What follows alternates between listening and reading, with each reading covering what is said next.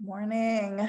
We are now in the season of Lent, which lasts 40 days, not counting Sundays, to echo Jesus's time of fasting and battling his own demons in the wilderness.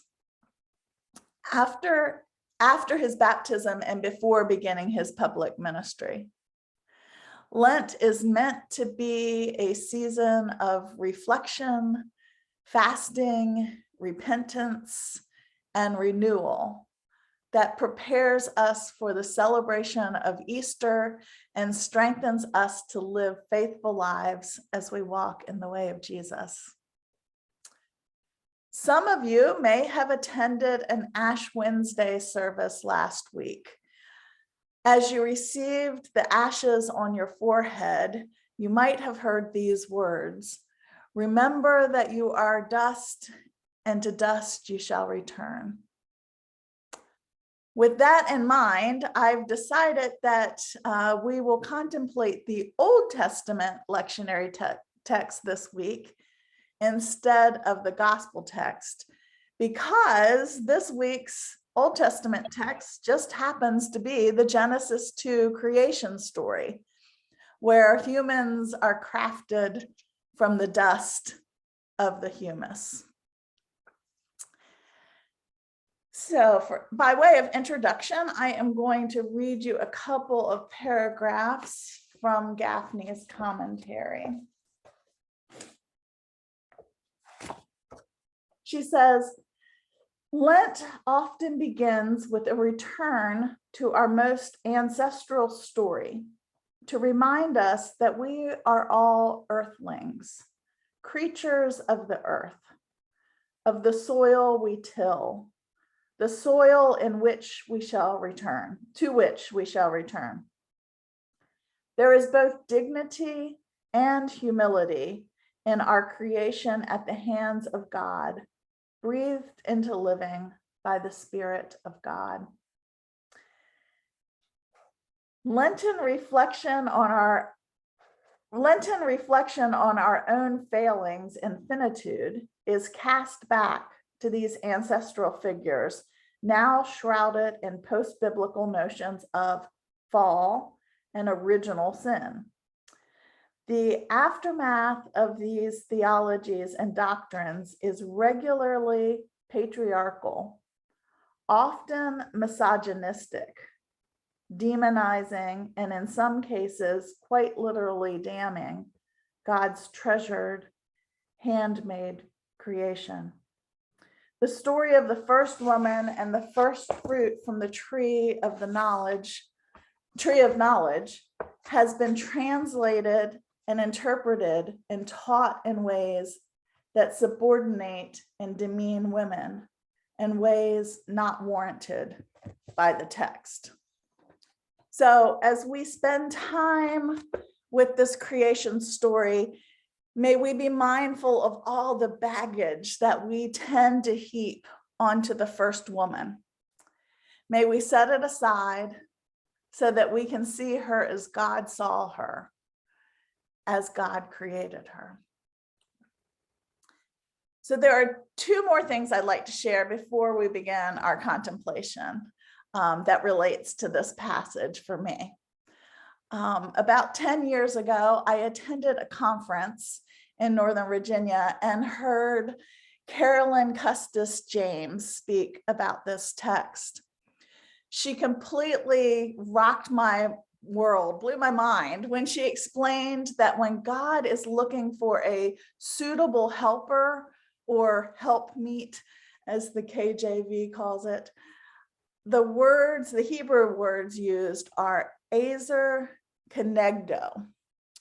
So the word ezer, helper, is used 21 times in the Hebrew Bible, twice in Genesis 2, 3 times for nations to whom Israel appeared for military aid.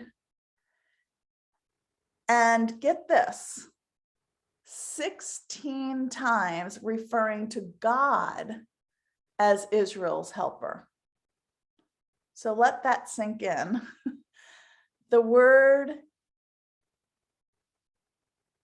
used to describe the first human's helper is most often used to refer to God as helper. So I found that very interesting. And about the word conegdo, suitable. I'm going to read you a quote from her book, Carolyn Custis James' book called Half the Church. She says, conegdo needs rehabilitating. Suitable can be taken a lot of different ways that don't do justice to the meaning of this word. Conegdo indicates the azer, the helper, is the man's match, literally as in front of him, as yin is to yang. I love how Victor Hamilton puts it. Quote, conegdo suggests that what God creates for Adam will correspond to him. Thus, the new creation will be neither a superior nor an inferior, but an equal. The creation of this helper will form one half of a polarity and will be to man as the South Pole is to the North Pole, end quote. So Gaffney has chosen to translate azer conegdo as partner, not suitable helper. So I really appreciate that translation. And here's the final thing I want to say before we dive into the text. I remember sitting in a seminary class that I took on the book of Genesis and learning that the word that gets translated as Adam's rib, I can't even say it, it's that TS word, stela, there we go, occurs 41 times in the Hebrew Bible. And Genesis 2 is the only time it's translated as rib. All the other times it is translated as side. The sides of the ark, the sides of the tabernacle, the sides of the temple, and the hillsides, etc. So the image of God taking an entire side from the human to form an azer conegdo, a mighty partner, feels quite different to me than God removing just one rib from the man to form a woman who was created to serve him. Doesn't it you? So that's why Gaffney says, let me read one more quote and then I promise I'm almost done. Then we'll get to the contemplation.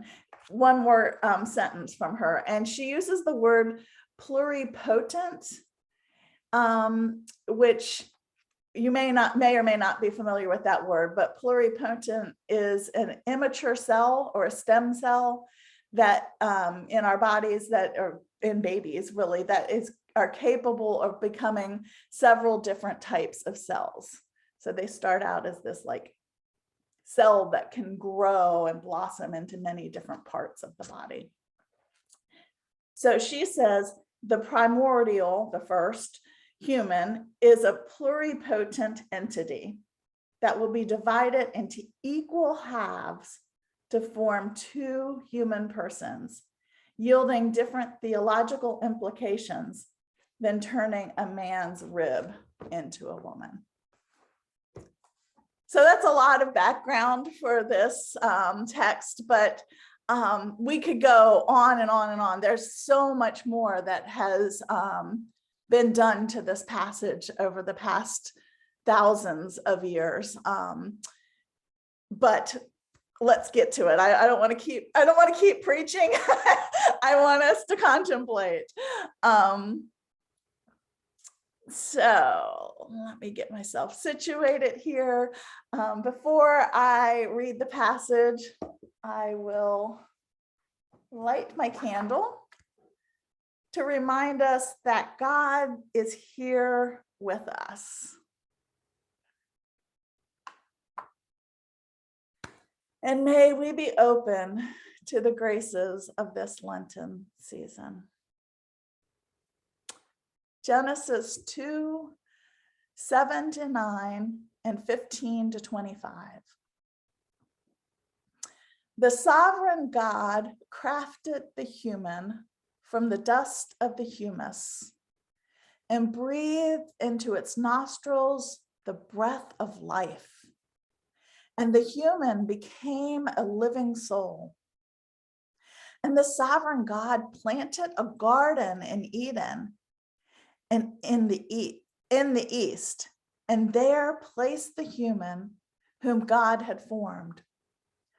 Out of the ground, the sovereign God made grow every tree pleasant to the sight and good for food. And the tree of life in the middle of the garden, along with the tree of the knowledge of good and evil. The sovereign God took the human and settled it in the Garden of Eden to till and tend it. Then the sovereign God commanded the human, "From every tree in the garden you may freely eat, but of the tree of the knowledge of good and evil you shall not eat. For in the day you eat from it, you shall surely die." Then the sovereign God said, "It is not good that the human be alone. I will make it someone to rely on as its partner." Then the sovereign God crafted from the humus every creature of the field and every bird of the skies and brought them to the human to see what it would call them. And whatever the human called every living soul, that was its name. The human gave names to all cattle and to the birds of the air and to every animal of the field. But for the human, there was not found one to rely on as its partner. The sovereign God caused a deep sleep to fall upon the human, and it slept. Then took one of its sides and closed up its place with flesh in place of it. As the sovereign God built the side that had been taken from the human into a woman and brought her to the human. Then the human said, "This time, this one is bone of my bones and flesh of my flesh.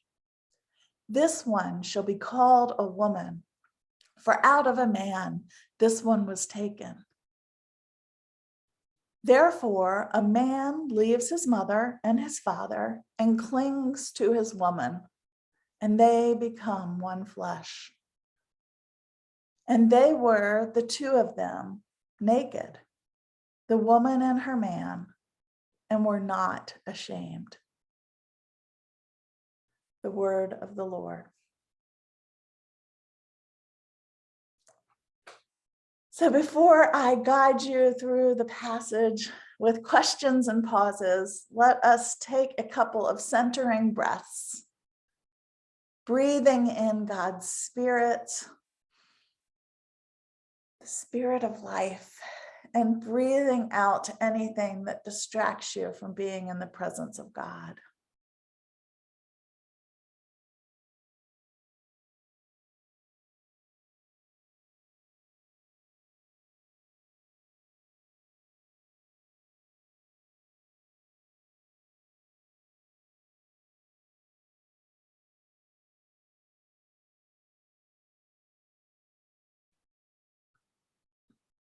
May we be open to the graces of this Lenten season.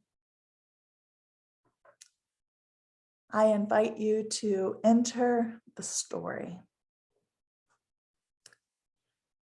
The sovereign God crafted the human from the dust of the humus and breathed into its nostrils the breath of life, and the human became a living soul. Imagine God bending to the earth and gathering a handful of soil, and then another, and another, and another, molding the soil together to craft the creature that will become human.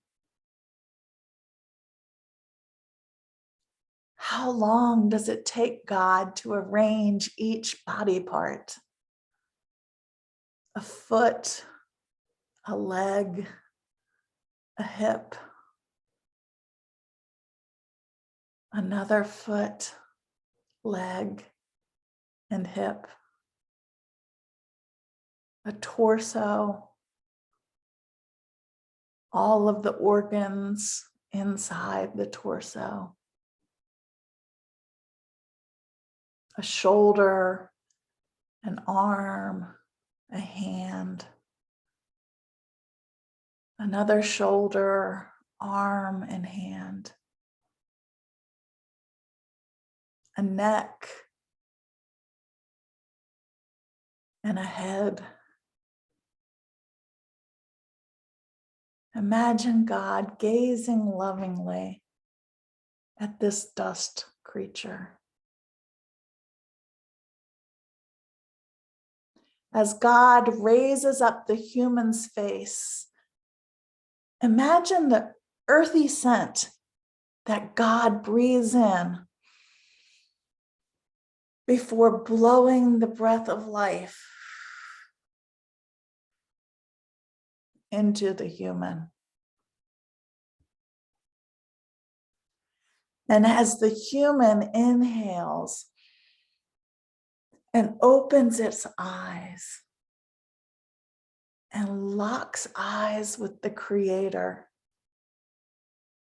what expressions are on their faces? What do they do together, these first moments of learning to know each other?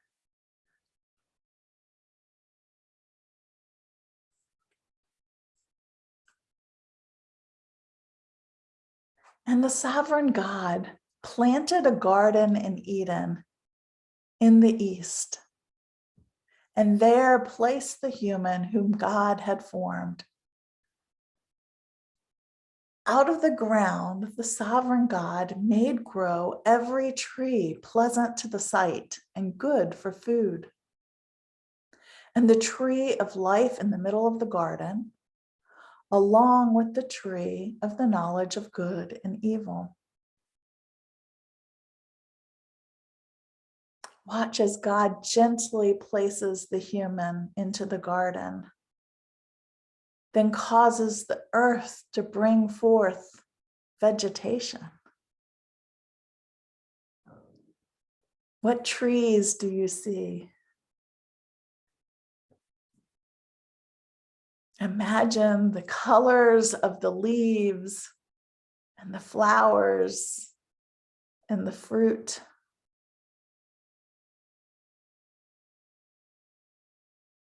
Is there a particular tree or set of trees that you are drawn to?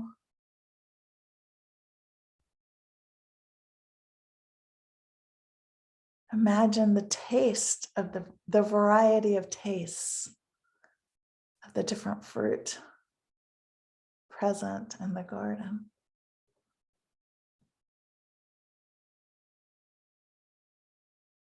What does the tree of life look like?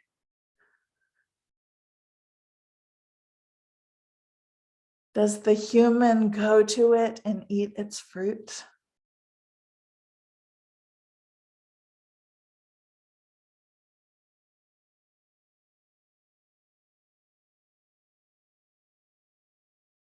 Notice how beautiful the tree of the knowledge of good and evil is. What are your feelings towards that tree?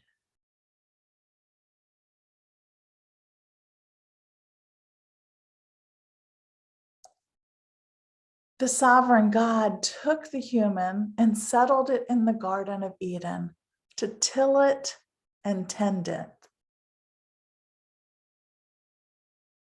Watch the human learn from God how to care for the land.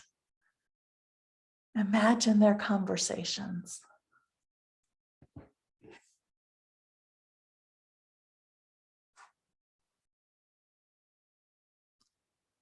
Then the sovereign God commanded the human, from every tree of the garden you may eat freely, but of the tree of the knowledge of good and evil you shall not eat, for in the day that you eat from it, you shall surely die. How does the human react to this?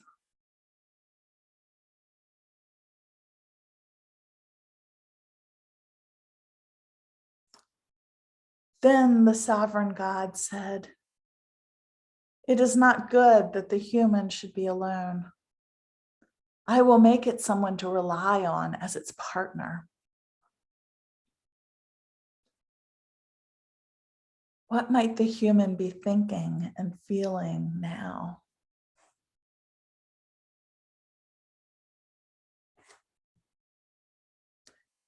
Then the sovereign God crafted from the humus every creature of the field and every bird of the skies. Watch God take a handful of soil and another and another and another, forming all sorts of creatures, elephants and mice, monkeys and sloths, lizards and snakes, bears, crickets, cardinals, eagles, dogs and cats, on and on and on. Which of these animals that God is crafting fascinate you the most?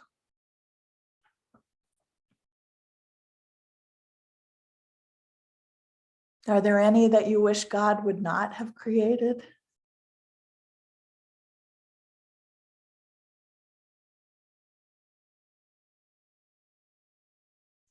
And God brought them to the human to see what it would call them. And whatever the human called every living soul, that was its name. The human gave names to all the cattle and to the birds of the air and to every animal of the field. Look at the human's face as it names each animal. Is this an activity that brings joy?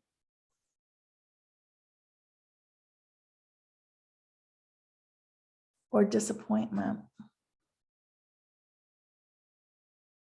Does the human spend time with each animal getting to know its character before naming it? Wondering if that creature would be its partner?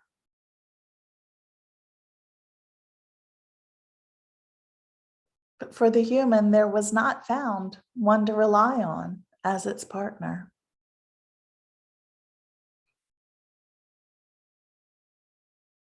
Does the human seem disappointed to be alone?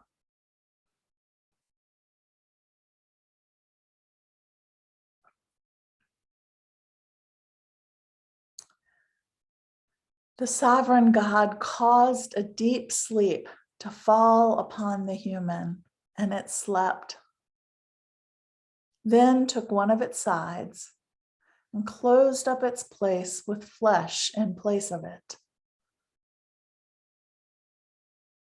as God tenderly and lovingly splits the human in half.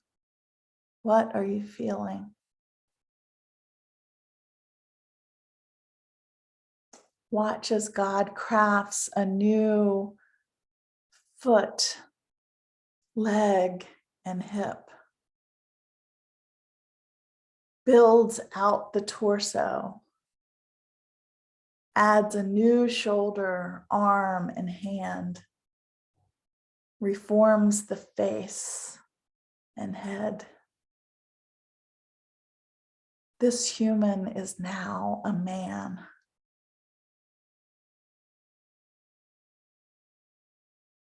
And the sovereign God built the side that had been taken from the human into a woman and brought her to the human.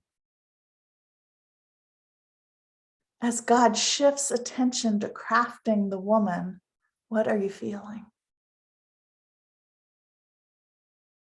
Watch as God crafts the woman with the same tender, loving care as God did the man. Adding a foot, leg, and hip. Building out the torso. Adding a new shoulder, arm, and hand. Reforming the face and head. This human is now a woman.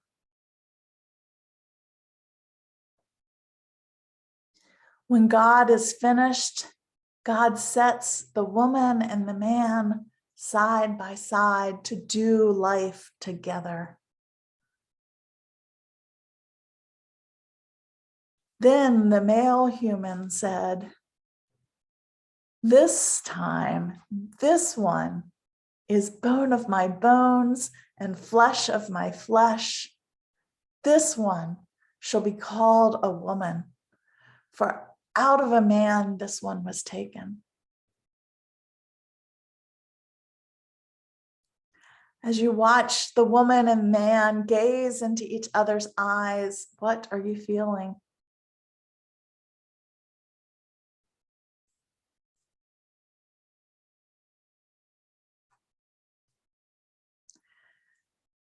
Therefore, a man leaves his mother and his father and clings to his woman, and they become one flesh. And they were, the two of them, naked, the woman and her man, and were not ashamed.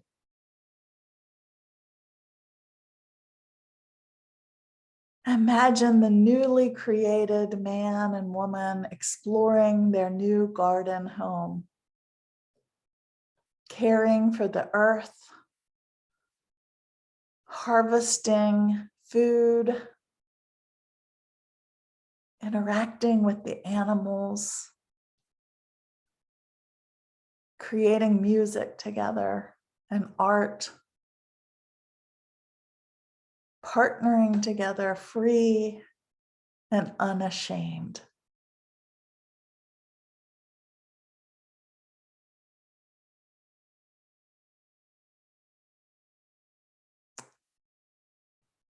I invite you to spend the next 10 minutes in a colloquy with the divine. Speak to God about what you experienced during the contemplation, especially the parts of the story that caused you to experience strong emotions, the parts that gave you great joy or left you feeling uneasy. What might God want to say to you about your life as it relates to this story?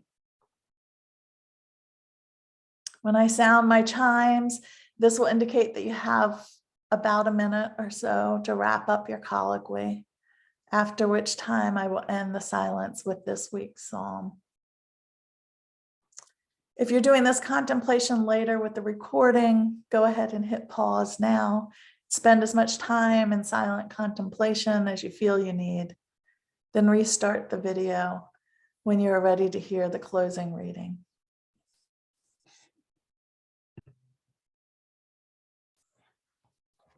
I will close our time of silence reading Psalm 104, verses 1 to 4, 10 to 15, and 27 to 30.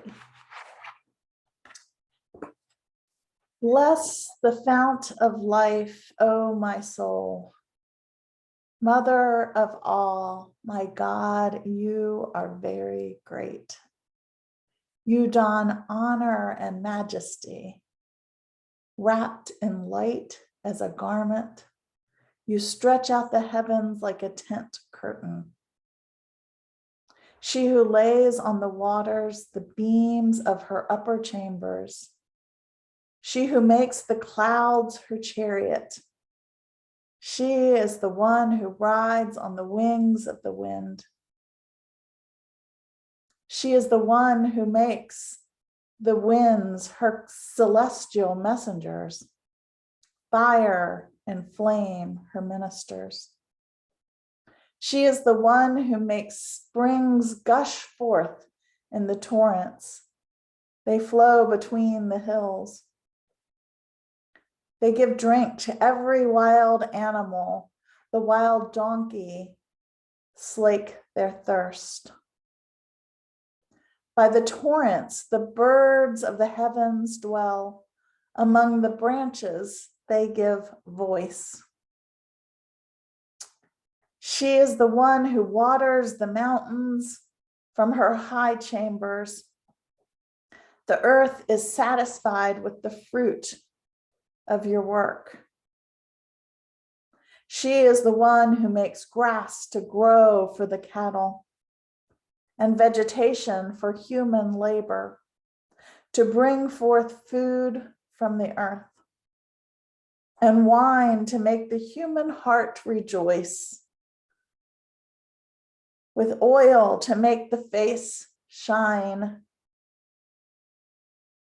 and bread to sustain the human heart. All of these hope in you to provide their food in due season. You give it to them. They glean it. You open your hand, and they are well satisfied. You hide your face. They are dismayed. When you collect their breath, they die, and to dust they return. You send forth your spirit. They are created, and you renew the face of the earth. Amen.